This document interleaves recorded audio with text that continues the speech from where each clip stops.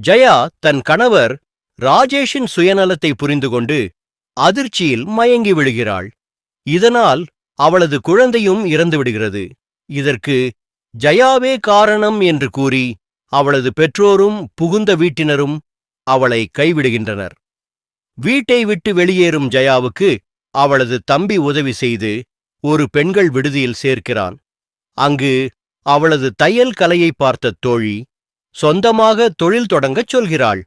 ஆனால் முறையான ஆவணங்கள் இல்லாததால் ஜெயாவுக்கு வங்கிக் கடன் கிடைக்காமல் போகிறது. மனமுடைந்திருக்கும் ஜெயாவை தேடி வரும் அவளது தாய் அவளை தன் சொந்த வீட்டிற்கு அழைக்காமல் மீண்டும் கணவர் வீட்டிற்கே செல்லுமாறு வற்புறுத்துகிறார்.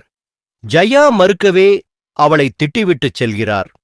ஒட்டுமொத்த நம்பிக்கையும் உடைந்த ஜெயா வாழ்க்கையை முடித்துக்கொள்ள ஒரு கட்டிடத்தின் மொட்டை மாடி விளிம்பில் நிற்கிறாள்.